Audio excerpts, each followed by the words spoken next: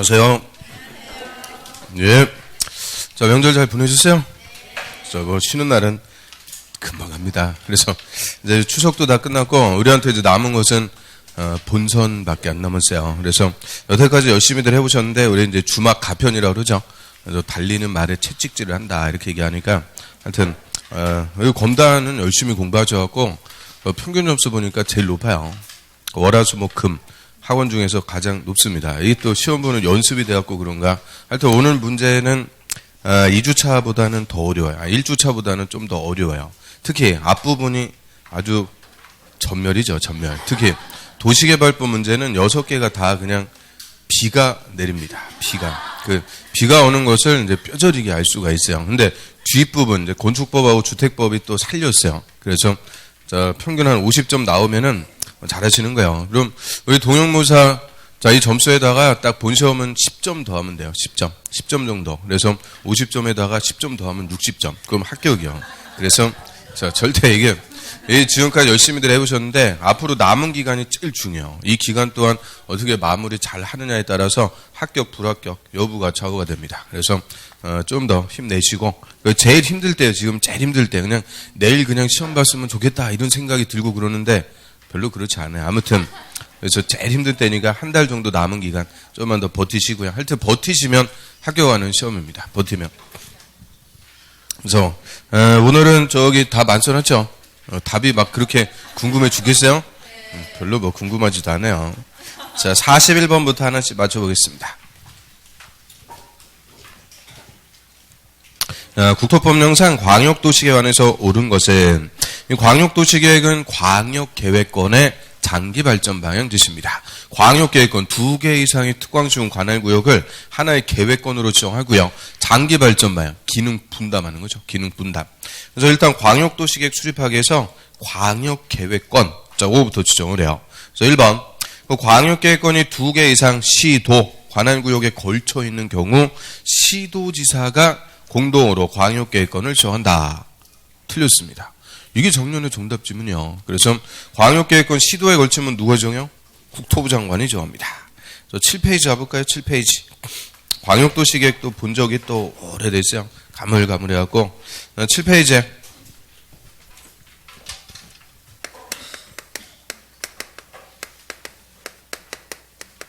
항상 이 광역도시계획에서는 이 광역계획권을 먼저 지정을 하고요. 이 광역계획권 지정에서 통보 명령하면 여기에 대해서 광역도시계획을 수립한다라고 하죠. 그래서 이 광역계획권 누가 지정하는 거냐? 이 사람이 핵심이요. 광역계획권의 지정권자를 우리가 상급행정청. 그럼 광역계획권의 지정권자가 명령해갖고 광역도시계획 수립하니까 수립권자는 하급행정청, 상하, 위계질서로 찾아내면 되죠. 그래서 광역계획권의 지정권자, 먼저 도에서. 우리 경기도 같은 도에서는 광역계획권을 도지사가 지정해요. 그럼 도지사가 지정했으니까 광역도시계획은 도지사 밑에 시장, 군수. 시장하고 군수가 공동으로 광역도시계획 수립해서 다시 시장, 군수는 도지사한테 와서 승인받는다. 이게 딱 원칙적인 체계. 도지사가 지정, 시장원수가 수립해서 다시 도지사한테 승인. 근데 시장원수가 같이 해주세요 요청하면은 도지사하고 시장원수가 공동 수립할 수도 있죠. 또 요 도지사가 직접 수립하는 경우도 있죠. 도지사 직접 수립 2가지. 시장원수가 협의를 거쳐갖고 요청했을 때. 또 이 계획권이라는 거 지정하면 몇 년 내 계획 수립하는 게 일반적이요. 3년. 그럼 3년 내 시장원수가 수립해갖고 승인 신청 안 해요. 즉 3년 내 수립 안 하면 도지사가 직접 수립합니다. 그리고 시도에 걸쳐갖고 특별시, 광역시, 도 시도에 걸쳐갖고 광역계획권은 누가 지정? 국토부 장관. 이게 맨날 물어보는 원점. 국토부 장관이 정하니까 광역도시계획의 수립은 시도지사 공동 수립합니다. 시도지사가 공동 수립해서 다시 시도지사는 국토부 장관에게 승인받게 되죠. 그래서 결론. 이 광역계획권의 지정권자는 2명이요. 도지사 아니면은 국토부 장관. 도 맞춰주면 되니까 헷갈릴 필요 없어요. 하여튼 요 지정권자 요거부터 딱 찾는 게 광역도시계획은 핵심. 그 다음에 시도지사가 요청하면은 시도지사와 국토부 장관이 공동 수립할 수도 있고요. 또 요 국토부 장관이 직접 수립하는 경우 2가지 있죠. 국가계획과 관련되거나 또는 3년 내 시도지사가 승인 신청 안 할 때 이때는 국토부 장관이 직접 수립. 그러면 요 지정권자한테 승인받는다 그랬으니까 도지사나 국토부 장관이 수립했어요? 승인 있어요, 없어요? 없습니다. 그래서 이 지정권자가 수립했을 때는 승인 자체가 없다. 자, 다음에 2번 질문. 국토부 장관은 시도지사가 요청하는 경우에도 그 시도지사와 공동으로 광역도시계획 수립할 수가 없다. 이거는 또 재작년 정답지만 이렇게 또 사람이 매정할 수가 없어. 그래서 시도지사 해달라고 요청하는데 안 돼! 이런 거 없어요. 그래서 요청하면은 국토부 장관하고 시도지사가 공동 수립도 가능하고요. 3번. 시장 군수의 요청으로 도지사가 수립하는 광역도시계획은 국토부 장관의 승인 받을 필요가 없다. 3번 정답. 자, 시장 군수가 요청해갖고 누가 수립했대요? 도지사. 그럼 도지사가 지정권자인데 자기가 자기한테 와서 승인 받을 필요가 없죠. 그래서 지정권자가 수립했을 때는 승인 자체가 없습니다. 3번 정답. 4번의 광역도시계획 수립을 위한 기초조사 내용에는 토지 적성 평가를 포함해야 된다. 다음 페이지 넘겨볼까요? 8페이지. 9페이지 한번 보면. 광역도시계획 수립하려면 제일 먼저 조사부터 합니다. 기초조사, 인구, 경제, 사회문화 전반에 걸쳐갖고 조사해야 된다. 필수. 생략할 수 있어요? 없어요. 생략도 불가. 조사한다. 끝이에요, 그냥. 그러면 이 조사하는데 토지 적성 평가, 재해 취약성 분석 2개를 포함하는 것은 도시군 기본계획 수립할 때, 도시군 기본계획일 때는 기초조사에 토재 2개 포함하고요. 다음은 토지 적성 평가, 재해 취약성 분석 몇 년 냈으면 생략할 수 있다고 그랬어요? 5년. 그거는 도시군 기본계획. 그다음 5번. 광역도시계획 수립 기준은 시도지사가 국토부 장관하고 협의해서 정한다. 그럼 시도지사가 정한다 틀렸죠? 계획의 기준은 다 국토부 장관. 그래서 9페이지 맨 위에 보시면 광역도시계획 수립 기준은 국토부 장관이 정해요. 근데 박스에 보면 2번 포괄적 계략적으로 수립. 대강의 사항을 정해서 수립하는 게 원칙이에요. 다만 특정 부분에 대해서 수립할 때는 하위계획, 도시군 기본계획, 도시군 관리계획에 구체적인 지침을 줄 수 있게끔 구체적으로 수립한다. 그 예외. 그래서 원칙과 예외 헷갈리면 안 돼요. 그래서 원칙은 포괄적, 계략적으로 수립합니다. 그래서 이 기준은 국토부 장관이 다 정하는데 딱 한 개, 계획의 기준을 국토부령으로 정하는 게 있죠. 무슨 계획? 환지계획. 그래서 환지계획의 작성 기준은 국토부령. 나머지 계획의 기준은 다 누가 정한다? 국토부 장관이 정합니다. 그래서 1번은 그 좀 기분 좋게 그래도 맞추고 시작했어요. 근데 42번. 자, 오늘 문제 중에서 가장 어려운 문제 중에 하나입니다. 다 틀렸어요. 10명 중에 1명 맞췄어요. 나만 틀린 거 아니니까 괜찮아요. 그래서 이 도시군 관리계획 결정할 사항만 모두 고른 것은, 그럼 도시군 관리계획은 특광시군 관할구역을 개발, 정비, 보전, 구체적으로 집행을 하기 위해서 수립하는 계획이고요. 일단 정책을 6가지로 결정. 6가지. 용, 기, 도, 지, 입. 아주 1년 내내 신물이 나게 했는데 물어보면 틀려요. 그래서 이 도시군 관리계획 결정 내용은 쉽게 물어볼 수도 있고 이것처럼 완전 어렵게 물어볼 수도 있죠. 그럼 일단 기업, 단계별 집행계획. 단계별 집행계획은 용, 기, 도, 지, 입. 해당사항 없죠? 그러니까 그거는 도시군 관리계획과 아무 관계가 없다. 그래서 일단 기억 들어간 거는 틀렸어요. 1번, 2번은 제끼는데 1번 찍고 막 2번 찍고. 그래서 단계별 집행계획은 도시군 관리계획 결정 내용이 아닙니다. 그러면 얘는 어디서 나오는 거예요? 단계별 집행계획. 또 명절도 쉬고 왔는데 또 왜 그러냐 또. 45페이지 와보세요. 45페이지. 45페이지에 시설사업의 시행에서 시설사업 시행을 하면은 일단 뭐부터 수립하는 거냐? 단계별 집행계획.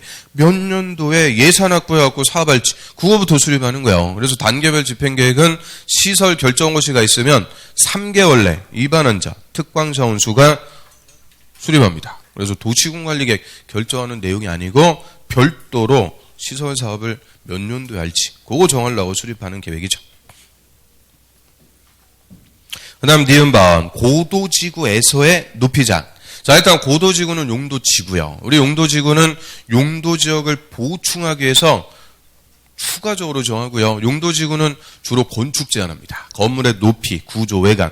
이 건축 제한을 통해서 용도지역을 보충해 준다 그래요. 그러면 원칙적으로 용도지구의 건축 제한은 뭘로 정할까? 용도지구의 건축 제한 뭘로 정한다? 자, 33페이지 갈까요? 33페이지. 딱 중간에 보시면 용도지구의 건축 제한은 조례로 정한다. 원칙 맞췄어요.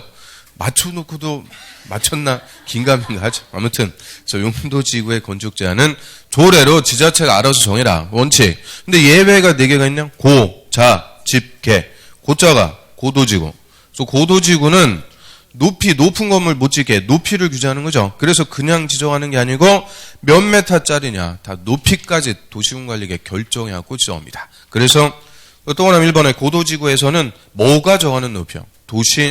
도시군관리계획이 정하는 높이를 초과해서 건축할 수 없다. 즉 고도지구는 높이까지도 다 뭘로 결정한다? 도시군관리계획. 그래서 이 고도지구의 지정과 높이 제한 다 도시군관리계획으로 결정하는 내용입니다. 니은번은 맞습니다. 야, 그럼 니은번은 맞는데 그걸 모르니까 일단 3번 아니면 4번 둘 중에서 하나인데 참 어려웠어요. 그 다음 디귿번. 자, 용도지역의 행위자. 이거는 우리 맨날 물어보는 거예요. 전국 모의고사든 뭐 맨날 나오는 지문.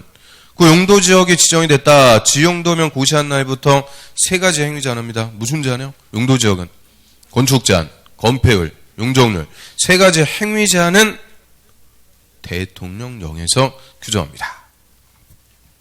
자, 26페이지 가볼까요? 26. 자, 그만 쓰세요. 이제 그만 쓰시고. 맨날 써놓고 보지도 않으면서 뭘 그렇게 매일 써요. 자, 26페이지. 저 밑에 행위 제한. 그 용도지역이 지정이 되면 효과. 일단 효과는 언제부터? 지용도면을 고시한 날부터 3가지 행위 제한합니다. 건축 제한. 자, 용도지역의 건축 제한은 뭘로 정한다? 대통령령. 그래서 우리 대통령령에서 건축할 수 있는 건물, 조례가 정하면 건축할 수 있는 건물, 이 2가지 체계로 21개 용도지역의 건축 제한을 싹 일률적으로 규정을 해요. 또 한 페이지 넘겨보시면 건폐율하고 용적률 몇 프로, 이 최대한도도 다 뭘로 정한다? 법령에서 도시군관리계획으로 결정하는 게 아니고, 그래서 용도지역의 지정은 도시군관리계획으로 결정하지만 행위 제한은 절대 결정하는 게 아니고 대통령령에서 일률적으로 싹 규정합니다. 그 다음에 리을번. 괜찮아요. 다음에 맞히시면 돼. 오늘 본시험 본 것도 아니니까 괜찮아요. 리을번. 정비사업에 관한 것은 맞죠? 용용기도. 도자가 뭐요? 도시개발사업이나 정비사업. 맞습니다. 그 다음 미음. 입지규제 최소구역에서의 행위제한. 자, 그럼 입지규제 최소구역은 용도구역의 하나입니다. 자, 용도구역은 행위제한을 따로 정한다. 그게 특징이죠. 그럼 입지규제 최소구역의 행위제한. 이거는 뭘로 정할까?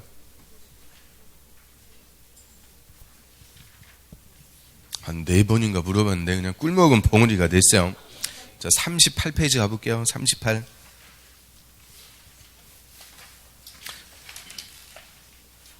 38페이지 쭉 내려보시면 가로 4번. 자, 입지규제 최소구역의 행위제한은 밑에 줄 끝에 뭘로 정한다? 따로 입지규제 최소구역 계획으로 정한다. 입지규제 최소구역 계획으로 정한대요. 그러면 입지규제 최소구역과 입지규제 최소구역 계획 다 도시군관리계획 결정하는 내용이죠.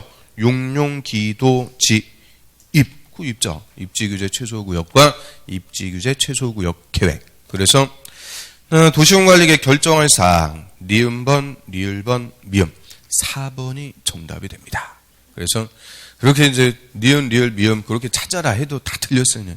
그래서 10%가 맞춘 거고 나머지 다 틀렸으니까 하여튼 이 지문들은 우리가 처음 보는 거 아니에요. 몇 번씩 반복해갖고 좀 물어봤던 내용들이니까 다시 한번 복습들 하시고. 그 다음에 43번 보겠습니다. 43번. 산업유통개발진흥지구 지정에 관해서 도시군관리계획 위반 제한과 관련해서 옳은 것은, 그럼 일단 주민은 직접 위반할 수는 없고 위반해 주세요. 뭐만 할 수 있는 거냐? 제한. 위반을 제한만 할 수 있는데 주민이 제한할 수 있는 사항 기, 지, 구. 자, 특히 기반설과 지구 단위계획, 용도지구. 이 용도지구는 아무거나 제한하는 거 아니죠? 용도지구 딱 2개. 산업유통개발진흥지구. 또 16페이지로 갑니다. 16페이지에 위에서 중간 박스 보세요. 자, 주민이 제한할 수 있는 사항 기지구. 그중에서 3번.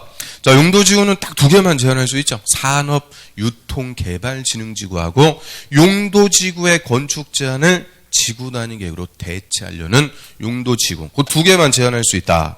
그럼 그 산업유통개발진흥지구 제한하기 위한 요건이요. 자, 1번. 제한하려는 자는 대상 토지 면적 5분의 4 이상의 토지 소유자 동의 받아야 된다. 면적 3분의 2 이상 토지 소유자의 동의입니다. 그 5분의 4 이상의 동의 받는 거는 뭐만? 기반시설. 기반시설의 설치 정비 계량만 5분의 4. 나머지 지구 단위 계획, 용도 지구는 다 3분의 2. 저 우리 개발법에서 개발구역 지정을 제한해요. 그때도 3분의 2. 정비계획 위반을 제한할 때도 3분의 2. 수천 번을 떠들어요. 그래서 다 제한할 때는 3분의 2 이상의 동의인데 기반시설만 5분의 4. 하나 더 들어와서 거기서 면적이라고 할 때는 국공유지 포함 제외. 국공유지 제외입니다. 우리 국토법에서는 국공유지를 제외한다. 그 다음 2번. 면적은 3만 제곱미터 이상이 아니고 만 이상 3만 제곱미터 미만이요. 만 제곱미터 이상 3만 제곱미터 미만. 3번. 용도지역은 자연녹지, 생산녹지가 아니고 생산관리. 살짝 바꿔갖고, 그러니까 어려운 거예요. 생산관리 또는 계획관리죠. 그래서 딱 그 세 개 용도지역이에요. 자연녹지, 계획관리, 생산관리죠. 이 세 개 용도지역에서만 산업유통개발진흥지구 지정해달라고 제한할 수가 있죠.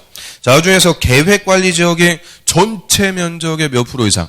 50% 이상 돼야 된다. 그래서 1, 2, 3, 4가 다 틀렸어요. 그래서 5번이 정답. 자, 5번은 보면 지정대상 지역의 토지 특성이 과도한 개발 행위 방지를 위해서 국토부 장관이 정하는 기준에 적합해야 된다. 뭐 쭉 읽어봤는데 뭐 흠잡을 데가 있어요? 없어요. 그래서 그거는 그냥 질문 5개 맞추려고 물어본 거고 그 위에 1, 2, 3, 4 그 4개가 핵심이에요. 그거 딱 물어보기 좋은 거예요. 그래서 그 4가지 요건들. 이것도 한두 번 하는 게 아니고 전국 모의고사에서 한 2번 이상 물어본 논점이죠. 그래서 계속 반복적으로 물어보는 거예요. 딴 데 또 간다고. 그래서 다시 정리 좀 해두시고. 그래서 이게 한 주 매주 해도 그거 어려운데 한 주를 쉬고 하니까 공법의 감이 영 뚝 떨어진 것 같아요. 원래 없었어요? 아무튼 몇 문제 풀다 보면 좀 생기겠죠. 자, 그래서 42번, 43번 다 틀렸으니까 반성 차원에서 44번. 자, 요거는 또 맞추라고 준 거예요. 44번. 국토법령상 바다인 공유수면의 매립 목적이 그 매립구역과 이웃하고 있는 농림지역의 내용과 같은 경우 그 매립구역의 용도지역에 관해서 옳은 것은 바다를 메꿔갖고 새 땅을 만들었다고 매립지라고 그러죠. 매립 목적과 이웃 용도지역이 같아요. 그럼 어떻게 돼요? 그 매립구역에 속할 용도지역은 도시군관리계획 위반 결정할 필요가 없이 그 매립중고 인가일부터 이웃 용도지역으로 지정된 걸로 본다. 지정까지만 된 걸로 봐요. 그래서 정답은 4번이 됩니다. 4번. 도시군관리계획 위반 결정 없이 그 매립중고 인가일에 농림지역으로 지정 고시된 걸로 본다. 그럼 또 틀려요. 좀 어렵게 주면은 고시까지 딱 껴갖고 틀리게. 그래서 지정까지만 된 걸로 보고 고시는 따로 해주도록 합니다. 자, 여기 이제 매립지의 특례. 자, 우리 25페이지 한번 가볼까요?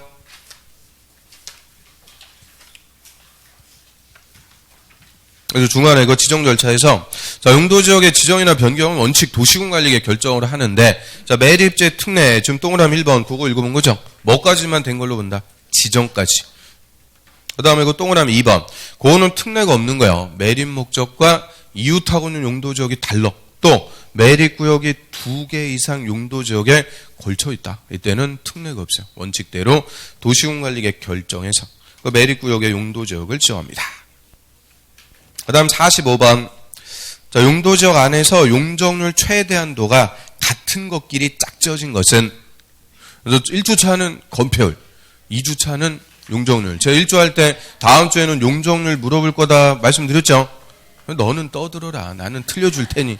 그래서 건폐율하고 용적률은 꼭 맞춰야 돼요. 무조건. 이거 나중에 가면은 한 문제 갖고 분야 떨어지냐 그렇게 되는데 맨날 나오는 거를 틀리면 안 된단 말이에요. 그래서 건폐율, 용적률은 무조건 외워갖고 맞추셔야 돼요.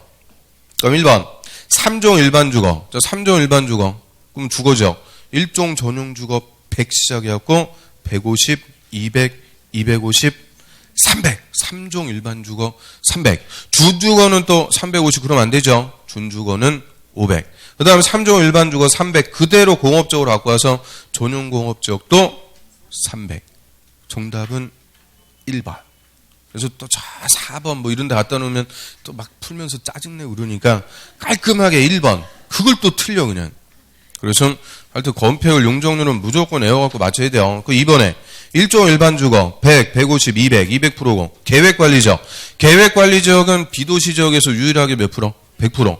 그 제가 몇 프로 불러봤자 아무 의미 없는 거예요. 여러분들이 자꾸 용도지역별 건폐율 용적률 연습해갖고 하여튼 이런 문제는 꼭 맞추실 수 있도록 하셔야 돼요. 그 다음에 46번 보겠습니다. 자, 용도지구 세분에 관해서 틀린 것은 그 용도지구는 용도지역의 기능을 보충하기 위해서 일부 토지에 추가적으로 지정하고요. 자, 용도지구는 가장 큰 특징이 뭐예요? 중복 지정할 수 있다. 자, 31페이지 가볼까요?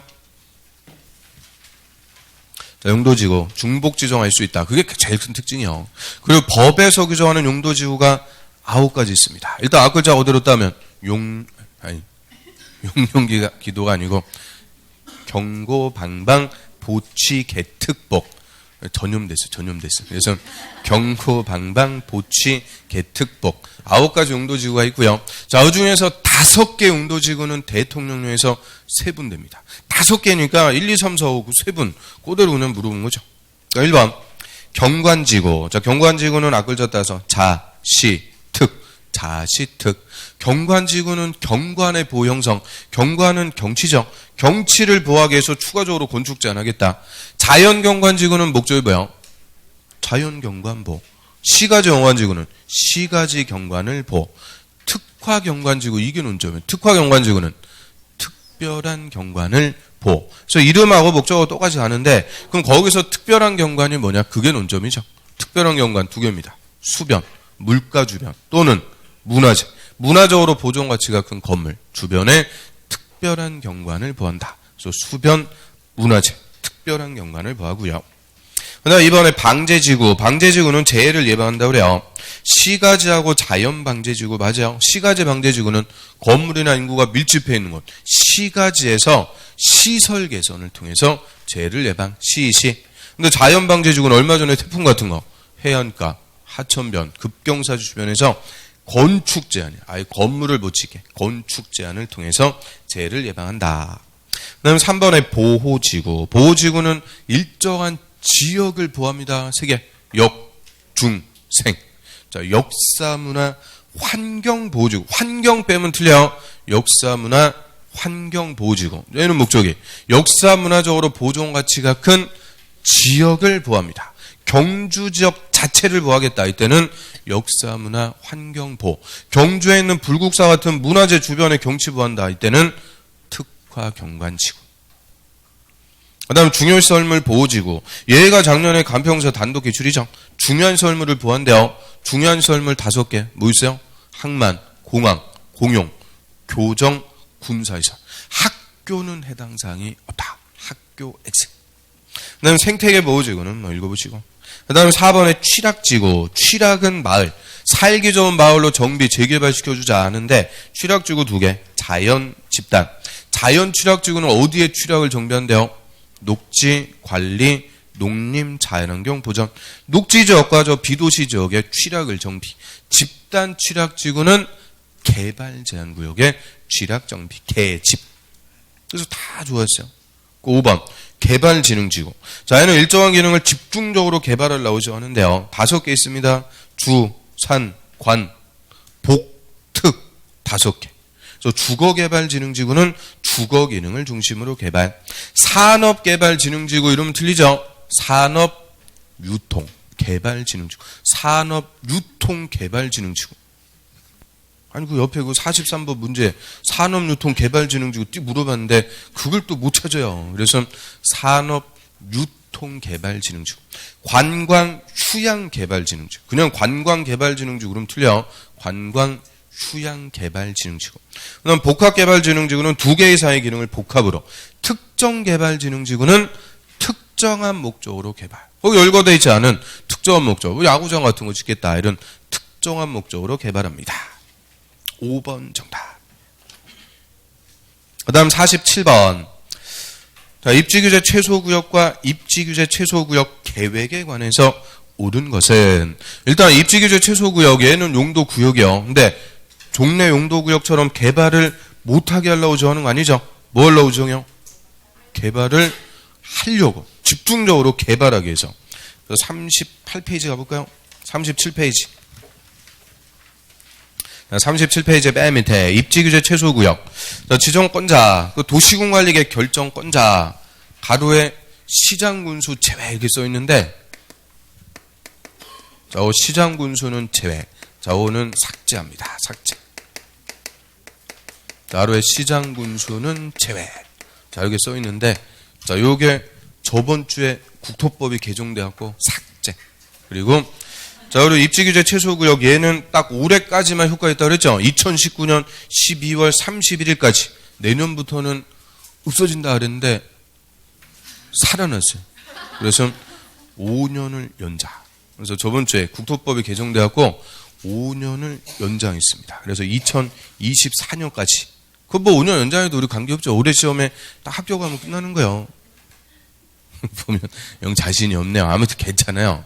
그래서 시장원수는 또 제외. 이게 삭제가 돼 있어요. 삭제. 그래서 이제 도시군관리계획 결정권자, 자, 이자들이 입지규제 최소구역의 지정권자가 돼요. 그 원칙적인 결정권자 누구요?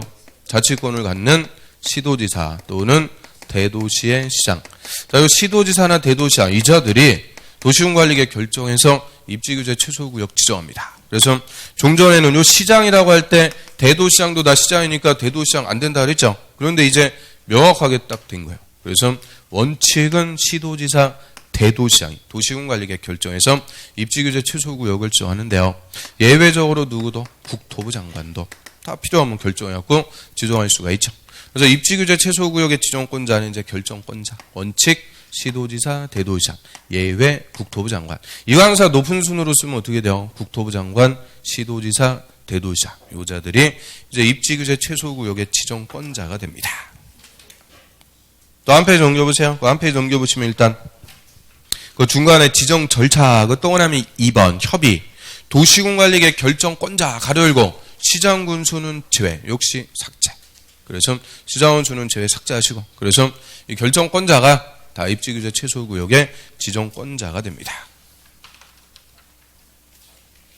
자, 그럼 다시 앞으로 와보세요. 37페이지 맨 밑에.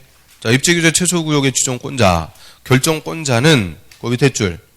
도시 정비를 촉진, 재개발을 촉진하고 지역 거점을 육성, 즉 개발할 필요가 있으면 입지규제 최소구역을 지정할 수 있다. 그래서 얘는 집중적으로 개발하려고 지원하는 용도구역이다라고 하고요. 그럼 47번 자, 문제로 옵니다. 자, 5번 질문 먼저 한번 볼게요. 5번. 입지규제 최소구역 지정에 관한 도시군관리계획은 국토부 장관만 결정할 수 있다. 땡. 국토부 장관 또 시도지사, 대도시장 다 결정권자가 도시군관리계획 결정해갖고 지정할 수가 있고요. 그 다음 1번 질문으로 올라가서 1번. 입지규제 최소구역 계획에는 간선도로 등 주요 기반시설 확보에 관한 사항이 포함돼야 된다. 1번 정답.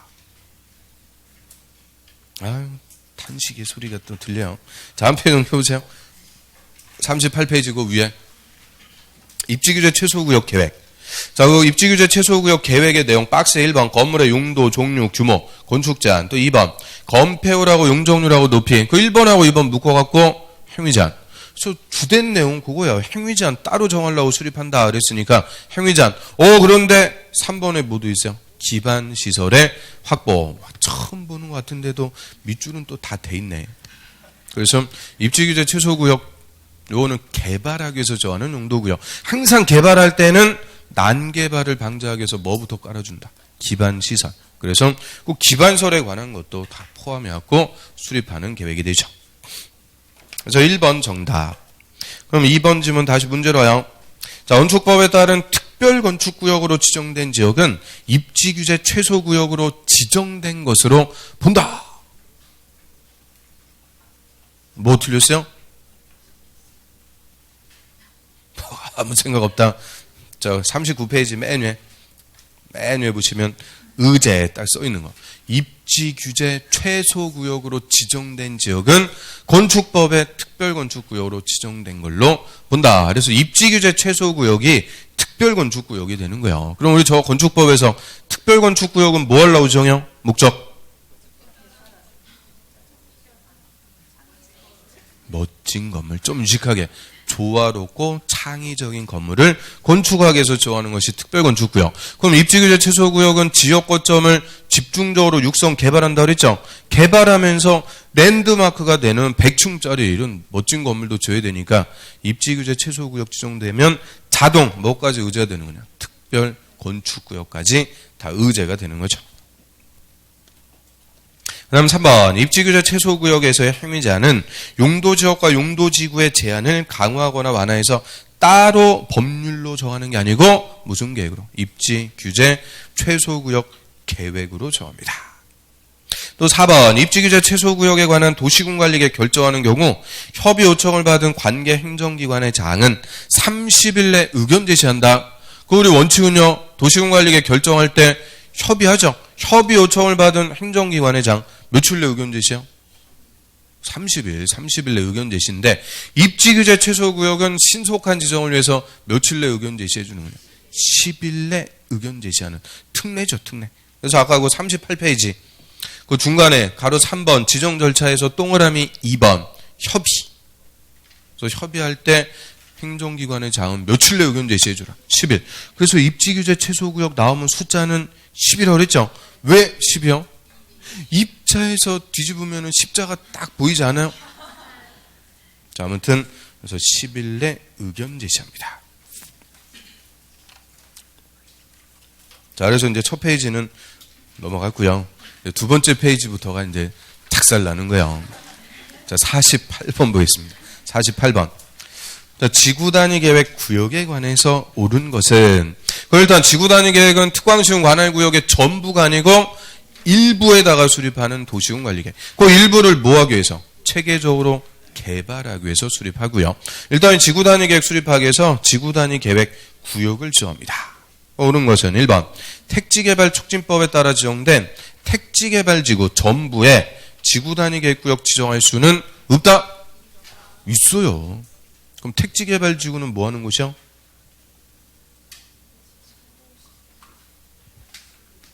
자, 57페이지 가볼게요. 57페이지. 아직 입이 안 풀렸죠? 입이 안 풀려갖고 두 번째 시간부터는 뭐 잘 풀리기를 바라고요. 자, 57페이지에 밑에 지구단위 계획구역 지정 대상. 자, 도시지역에서 임의적으로 정할 수 있는 거. 다음에 해당하는 지역의 전부냐 일부냐 이게 중요한 말 아니라고 그랬죠? 전부든 일부든 지구단위 계획구역 지정할 수 있다. 그래서 박스 그 다음에 해당하는 지역을 매 번갈아 가면서 물어보는 거예요. 1번에 용도 지구도 있고 2번에 개발 예정지들 쫙 나오죠. 도시개발구역, 신도시, 정비구역, 구도시 재개발, 택지개발지구도 신도시, 대지조성사업지구는 아파트 단지, 관광단지, 산업단지 다 개발할 것들, 체계적 개발이 필요하면 전부가 됐든 일부가 됐든 지구단위 계획구역 지정할 수 있습니다. 그 다음 2번 지구단위 계획구역의 결정은 도시군 관리계획으로 하는데 지구단위 계획 결정은 그러하지 않다? 택도 없어요. 지구단위 계획구역과 지구단위 계획 다 도시군 관리계획 결정해서 합니다. 근데 여기서는 논점 지구단위 계획 파트에서는 누구까지 결정권자가 돼요? 시장, 군수. 그래서 위에 올라오셔갖고 의 밑에 보면 동그라미 2번 결정. 자, 지구단위 계획구역과 지구단위 계획은 국토부 장관, 시도지사 누구까지? 시장, 군수까지 다 도시군 관리계획 결정해갖고 합니다. 3번 3개 이상 노선이 교차하는 대중교통 결절지 환승역으로부터 반경 1km 이내에 위치한 적, 세계 1km, 그거는 맞았죠? 이거를 초역세권이라고 그래요. 초역세권. 3개 이상 환승로부터 반경 1km 이내. 자, 이런 위치한 지역은 지구 단위 계획구역으로 지정해야 된다가 아니고 할 수가 있다. 의무적인 게 아니고 임의적으로 지정할 수가 있어요. 여러분들이 너무 힘이 없어갖고 제 목소리도 힘이 없어. 그래서 지정할 수가 있다. 그럼 이거 뭐하고 똑같은 거냐? 대상. 좀 전에 봤던 입지, 규제, 최소구역의 지정 대상하고 똑같아요. 입지, 규제, 최소구역도 개발하려고 정한다 그랬죠? 체계적 개발이 필요하니까 뭐까지 지정할 수 있다? 지구 단위 계획구역도 다 지정할 수 있다. 그러면 4번 아니면 5번 둘 중에서 두구두구두구 정답은 5번입니다.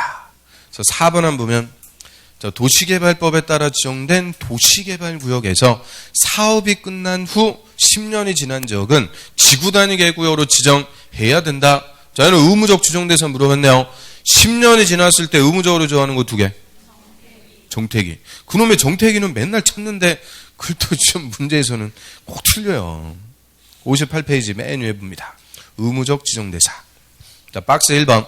정비구역과 택지개발지구 딱 이 2개만 사업이 끝나고 10년이 지났을 때 의무적으로 정합니다. 그 1주차째는 뭐 물어봤을까? 그 밑에 거. 시, 공, 녹. 3개니까 면적 얼마 이상? 30만 이상. 그래서 의무적으로 정하는 것은 딱 5개밖에 없습니다. 정택이, 시, 공, 녹. 5번 정답. 도시적 외에 지정하는 지구단위 계획구역에서는 해당 지역에 적용되는 용적률 200%. 200%의 의미는 2배라고 그랬죠. 2배 이내에서 완화 적용할 수 있다. 그럼 도시지역이든 비도시지역이든 같아요. 건폐율은 몇 배 완화해 줄 수 있고? 1.5배. 1주차 때는 그게 정답이었어. 150%. 그 용적률은 몇 배? 200%. 2배 완화해 줄 수 있다. 아주 골고루 물어보는 거죠. 그래서 한 페이지 넘겨보시면 60페이지.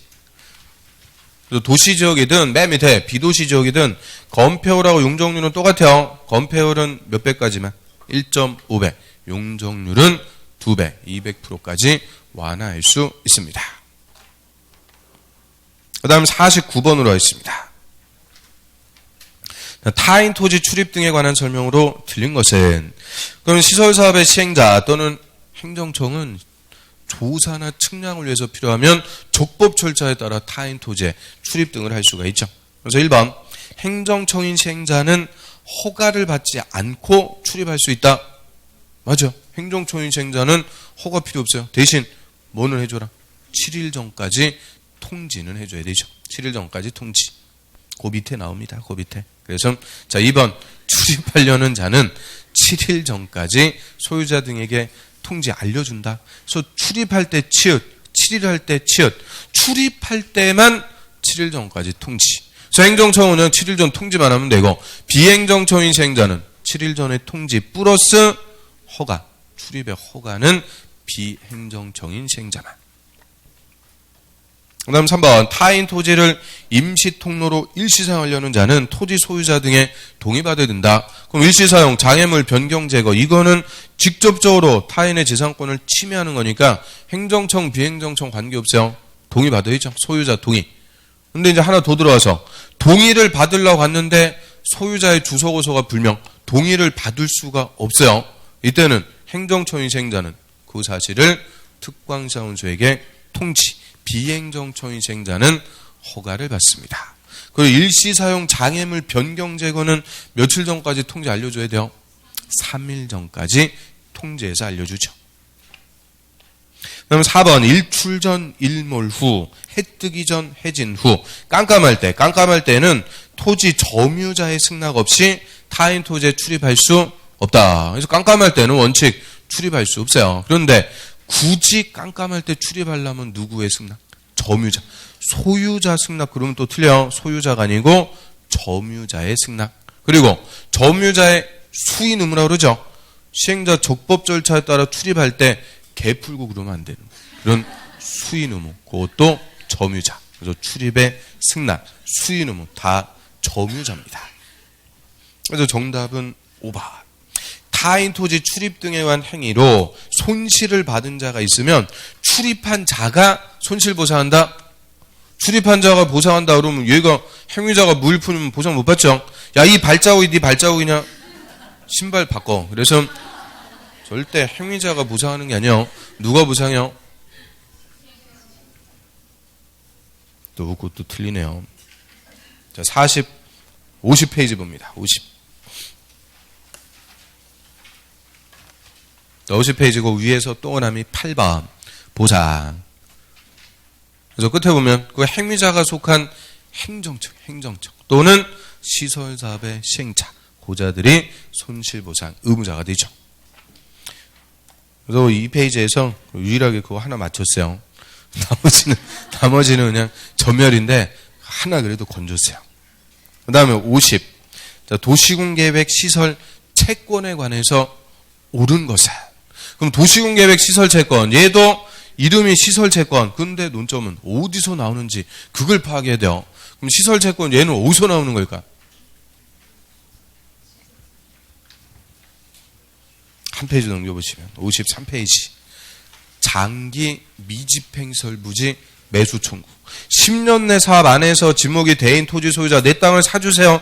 매수해달라고 청구하죠. 자, 매수의무자 매수해줄 때 쭉 내려와서 매수대금은 원칙은 뭘로 준다? 현금. 근데 예외적으로 매수의무자 지자체일 때는 시설 채권을 발행해서 지급할 수 있다. 그래서 이 시설 채권이라는 것은 시설 부지 매수 청구했을 때 매수 대금의 지급과 관련해서 발행할 수 있는 채권입니다. 그래서 1번에 다 속아 넘어갔고 그 1번 찍어갖고 다 틀렸어요. 시설 채권은 시설 사업을 위한 자금을 조달하기 위해서 발행한다. 땡. 언제 발행한다고요? 예? 잘 안 들려요? 그 매수 대금의 지급과 관련해서 발행할 수 있는 채권이 시설 채권. 그래서 시설 사업의 자금을 조달하기 위해서 발행하는 채권. 이거 어디서 봤는데? 얘는 뭘까? 도시개발 채권입니다. 도시개발법에서 배우는 도시개발 채권. 이게 이름은 도시개발 채권인데 도시개발 사업 또는 시설 사업에 필요한 자금을 조달하기 위해서 발행하는 채권이다라고 하죠. 그다음 2번 매수의무자 지방공사인 때 시설채권 발행할 수 있다. 땡. 지방공사 안 돼요. 온리 누구만? 지자체. 매수의무자가 지자체일 때만 발행. 국가도 안 됩니다. 지방공사 안 되고 온리 지자체. 그럼 지자체가 발행하는 채권이니까 성격은 뭐라고 불러요? 지방채라고 부르는 거죠. 지방채. 그다음 3번 비업무용 토지로서 매수대금 2천만 원 초과하는 금액을 지급할 때는 시설 채권 발행할 수 있다. 돈은 또 민감하시니까 2천이 아니고 3천. 그래서 시설 채권 발행할 수 있는 경우 두 가지죠. 토지 소유자 원할 때. 근데 원하는 건 없다고 그랬어요. 원하지 않아도 발행할 수 있는 거. 부재지주. 비업무용 토지로서 매수대금 3천만 원 초과할 때 초과하는 금액은 원하지 않아도 시설 채권으로 지급할 수가 있죠. 그러면 4번 아니면 5번 둘 중에서 하는데 두구두구두구 몇 번이 정답? 4번 정답. 또 잘하시네요. 그래서 4번 시설채권의 발행 절차. 그 밖에 필요한 사항에 관해서 이 법에 규정이 없으면 지방재정법이 정하는 바에 따른다. 맞습니다. 지방재정법. 이유는 좀 전에 지자체가 발행하니까 성격이 뭐라고 그랬어요? 지방채. 지방채니까 적용법률도 지방재정법. 그러면 전체적인 매수 절차, 매수 가격은 무슨 법 준용? 공치법. 그래서 전체적인 매수 절차는 공치법 준용하되 시설채권의 발행 절차는 지방재정법. 그다음 5번 시설채권의 이율은 발행자가 정하는 게 아니고요. 조례로 정합니다. 자, 53페이지 맨 밑에 볼까요? 그 동그라미 3번 봐요. 원칙은 이제 사환기간을 잘 물어보는 건데 사환기간 몇 년이네? 10년.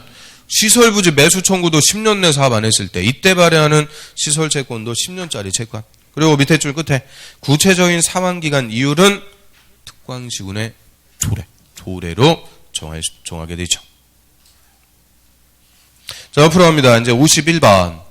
성장관리 방안에 관해서 옳은 것은 이 성장관리 방안이 작년에 우리 시험에 단독으로 한 문제. 이 올해도 물어볼 가능성이 제일 높은 것 중에 하나다. 그래서 성장관리 방안. 얘도 역시 생소하니까 자, 제가 몇 페이지 하기 전까지는 뒤척뒤척 하지 마세요. 시끄러워요. 그거 어디 나온지도 모르는데 뒤척뒤척 하고 시끄러우니까 제가 페이지 수 다 불러드릴게요. 그래서 성장 관리 방안. 이것도 역시 어디서 나오는지 그거를 파악하는 게 핵심이요. 어디서 나오는 거다. 열심히 쓸 준비만 하고 있는 거예요. 볼펜으로. 허가의 기준이죠. 허가의 기준. 저 65페이지로 합니다. 65페이지.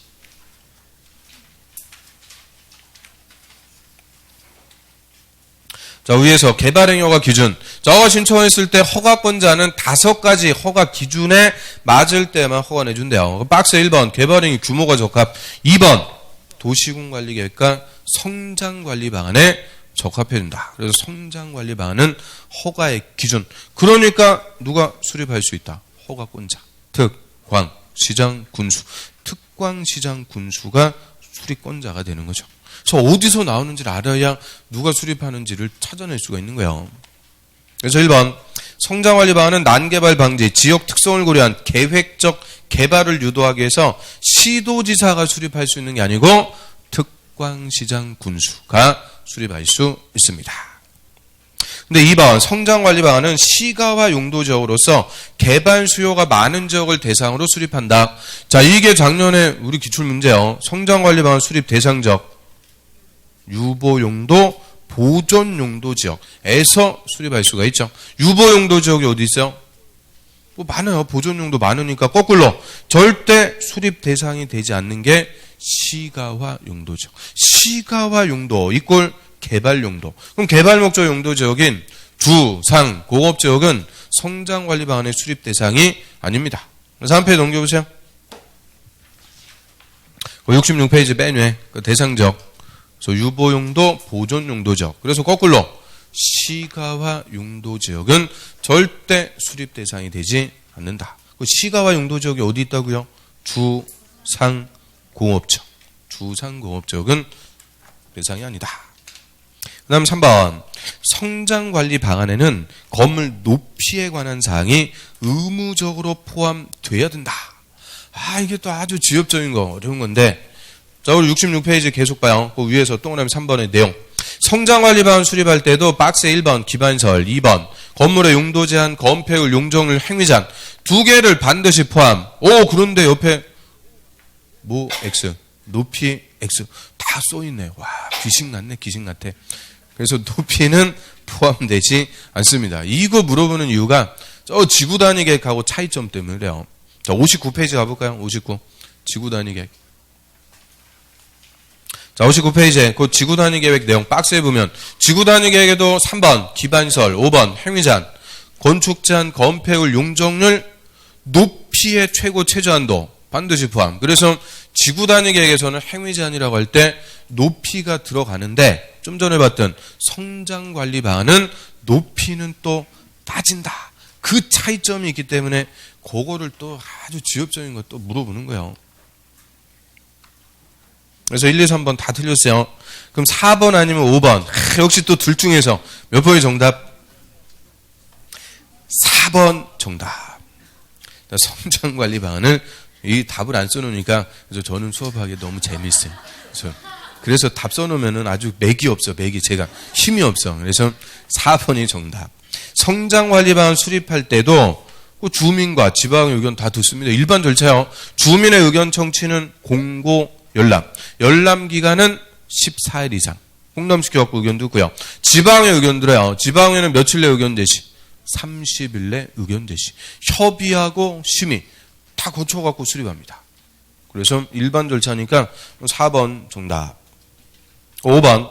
자, 성장관리 방안이 수립된 자연녹지 지역의 경우 그 지자체 조례로 용적률 125% 이내에서 완화 적용할 수 있다. 이것도 아주 또 지엽적인 거 갖고 물어봤는데, 자, 이거는 28페이지 가볼까요? 28페이지. 거기 가서 보면 또 깜짝 놀래요. 28페이지 맨 밑에 그 건폐율 용적률 표 맨 밑에 조그만 글씨. 계획관리 지역 중 성장관리 방안을 수립한 지역은 조례로 건폐율하고 용적률 125% 1.25배 이내에서 완화 적용할 수 있다. 자, 그거 물어봤어요. 그걸. 자, 그럼 계획관리지역입니다. 자, 계획관리지역은 원칙적으로 건폐율 몇 프로요? 40. 용적률은 100. 그럼 40, 100인데 성장관리 방안이 수립된 계획관리지역은 건폐율하고 용적률을 조례로 1.25배, 125%까지 완화해 준대요. 그럼 40%에 1.25배면 얼마요? 40 곱하기 1.25, 50. 그 다음 용적률 100%인데 1.25배 완화해서 125%. 그래서 성장관리 방안이 수립된 계획관리지역에서는 건폐율 50, 용적률 125%까지 최대로 허용해 줄 수가 있다. 그 얘기죠. 그 다음 52번. 자, 하나만 더 보고 쉬도록 하겠습니다. 자, 기반시설 부담구역에 관해서 틀린 것은, 우리 개발밀도 완리구역, 기반시설 부담구역이 두 개는 용도구역 아니죠? 다 어디서 나오는 거예요? 개발행위 허가에서 파생되는 제도. 기반시설 연동제라고 하고요. 개발행위 허가에서 나오니까 다 권한자, 누가 정한다? 특광시장 군수. 특광시장 군수가 다 지정합니다. 그래서 1번. 기반시설 부담구역은 특광사무소, 허가권자가 지정하는데 의무적으로 지정해요? 임의적으로 지정할 수 있어요? 기반시설 부담구역 의무적으로 지정한다? 임의적으로 지정할 수 있다? 70페이지로 합니다. 맨 밑에 지정권자, 특광사무소는 기반시설 부담구역으로 지정해야 된다. 의무적으로 반드시 정하니까, 그래서 얘가 훨씬 더 중요한 논점 매년 나옵니다. 그래서 신개발지 행위 제한이 완화되는 것, 개발이 집중되는 것에 의무적으로 지정합니다. 그다음 2번.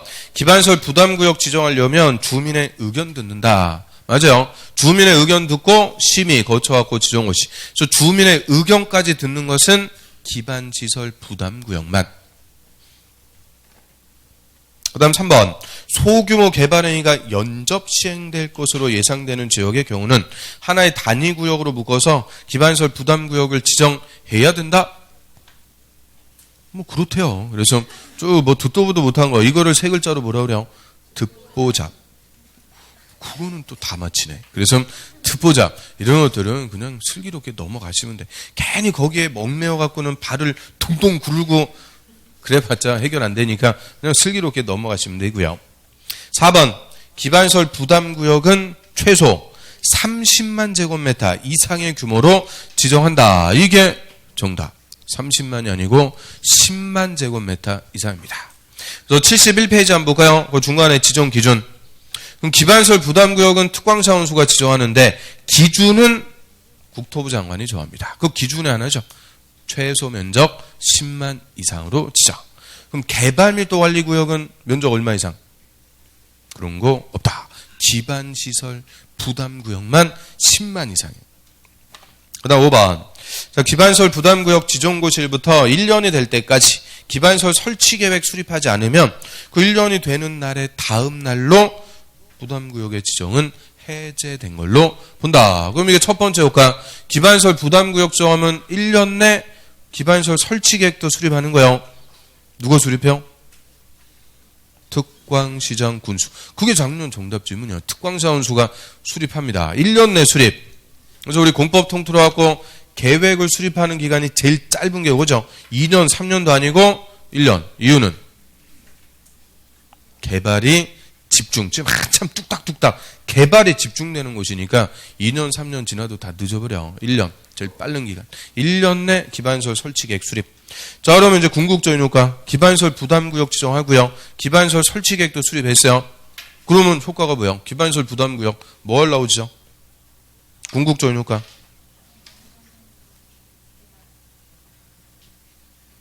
자, 자신감을 갖고, 자신감을 갖고. 뭘 나오죠? 정했어요? 한 페이지 넘어갑니다. 그래서 돈 내라는 거예요. 돈을 내라. 그 돈을 좀 유식하게. 기반시설 설치 비용. 돈을 납부하도록 지정하는 것이 기반시설 부담구역. 그럼 누가 돈 내야 돼요? 200제곱미터를 초과하는 건물을 신축하거나 중축하는 자가 직접 기반시설 설치하는 게 아니고 기반시설 설치 비용 돈을 내죠. 지정하는 것이 기반시설 부담구역. 자, 여기까지 하고요. 좀 쉬었다가 개발법 이어서 보겠습니다.